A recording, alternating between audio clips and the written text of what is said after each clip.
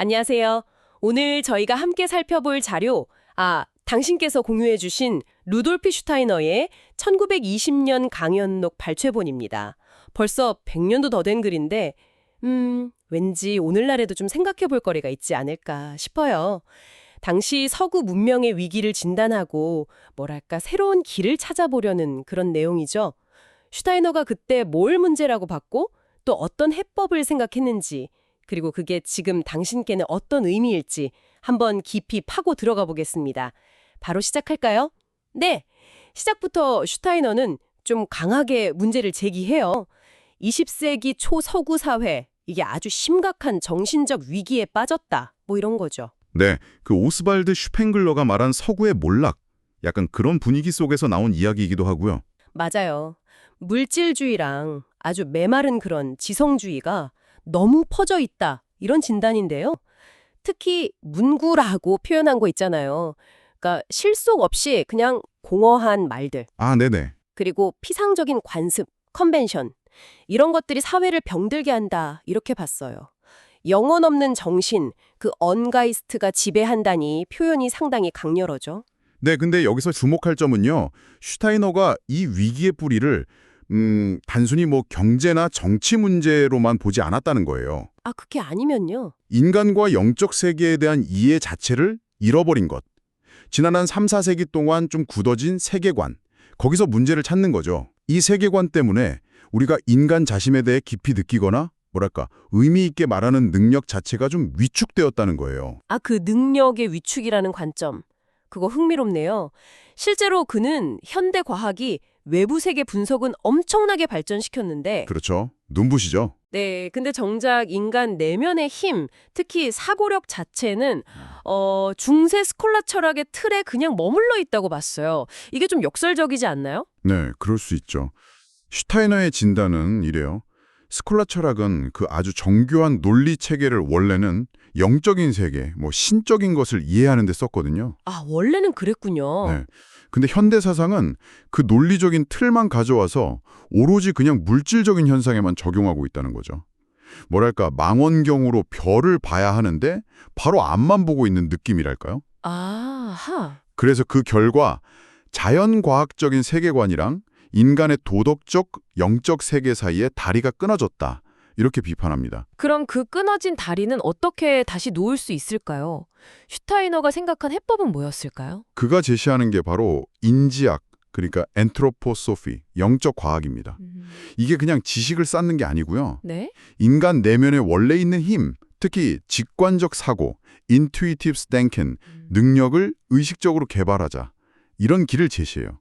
예전에 쓴 자유의 철학에서도 강조했던 개념인데 이걸 통해서 외부 권위나 물질적 조건에 휘둘리지 않는 진짜 자유의지에 이를 수 있다. 이렇게 본 거죠. 인간을 육체, 영혼, 정신 이 셋이 합쳐진 총체적인 존재로 파악하는 게 핵심이고요. 직관적 사고를 개발한다. 이게 좀 추상적으로 들릴 수도 있을 것 같은데 혹시 구체적인 예를 들어 설명한 부분도 있었나요? 네. 아주 일상적이면서도 재밌는 예를 들어요. 바로 아이들이 한 7살쯤 겪는 이갈이 있잖아요. 이갈이요? 무슨 관련 있죠? 슈타이너는 이걸 그냥 생리현상으로만 안 봤어요. 그전까지는 육체 발달이랑 아주 밀접하게 얽혀있던 아이의 사고력이 바로 이 시기를 기점으로 해서 육체로부터 어느 정도 분리되어서 독립성을 갖게 된다는 거죠. 분리된다. 네. 그래서 비로소 명확한 기억이라든가 개념 형성이 가능해진다. 이렇게 설명합니다. 우리 안에 정신적인 능력이 신체적인 과정과 분리돼서 자율성을 얻는 아주 중요한 영혼 정신적 발달의 표시라는 해석이에요. 와, 이갈이라는 그 현상에 그런 깊은 의미가 있다니 정말 놀랍네요. 이런 인간 이해가 그럼 어떤 실제적인 활동으로 이어지기도 했겠죠. 물론이죠. 가장 대표적인 게 바로 발도르프 교육입니다. 발도르프 학교. 네. 방금 말씀드린 이갈이 예시처럼 아이들 발달 단계를 영혼, 정신적 관점에서 이해하고 각 시기에 맞는 교육을 제공하려는 그런 시도죠. 단순히 지식을 막 집어넣는 게 아니라 인간에 대한 참된 인식에서 우러나오는 사랑, 그 맨션 리베를 바탕으로 아이 내면의 잠재력을 키워주고 삶 자체가 배움이 되도록 하자. 이런 교육을 추구했어요. 교육뿐만 아니라 역사나 문화를 보는 시각도 좀 독특했던 것 같아요. 맞습니다. 역사를 그냥 사실 나열로만 보거나 문화를 그냥 피상적으로 비교하는 거, 이런 거 좀 경계했어요. 그 안에 흐르는 각 민족이나 시대의 독특한 영적인 흐름을 파악해야 한다. 이렇게 주장했죠. 영적인 흐름이요? 네. 예를 들면 고대 동양 문화가 가진 좀 직관적이고 신성과의 연결을 중시하는 그런 특징, 그리고 중부 유럽 문화가 추구하는 명료한 사고력이나 정의구현 의지, 이런 차이를 언급하면서 각 문화의 겉모습만 교류할 게 아니라 그 영적인 본질을 깊이 이해해야 한다고 봤어요. 뭐 괴테나 회 돌림 같은 인물들을 이런 통찰을 보여준 예로 들기도 했고요. 당시의 다른 사상들, 뭐 정치나 사회 사상에 대해서는 뭐라고 했나요? 네, 이것도 좀 날카롭게 비판합니다. 예를 들어서 마르크스주의적인 사회주의, 뭐 당시 경제학자 바르가의 이론을 예로 들면서요. 아, 네. 그리고 미국 윌슨 대통령의 정치적인 이상이라든가 또는 역사가 랑케의 실증주의적인 역사관 같은 것들, 이런 것들이 전부 인간의 영적인 차원을 너무 간과하고 있다, 이렇게 봤어요.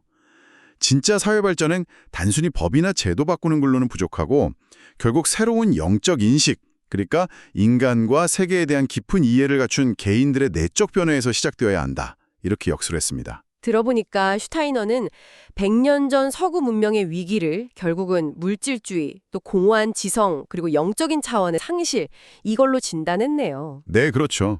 그리고 그 해법으로 인지학을 통해서 인간 내면의 힘, 특히 그 직관적 사고를 일깨우고 이걸 교육과 사회 전반에 적용해야 한다, 이렇게 주장한 거군요. 네, 핵심은 그저 표면적인 지식이나 제도 개혁을 넘어서는 것, 인간 존재 자체에 대한 더 깊은 이해, 그리고 내면의 각성이 필요하다는 그런 메시지라고 할 수 있겠습니다. 자, 오늘 이렇게 슈타이너의 생각을 쭉 따라와 봤는데요.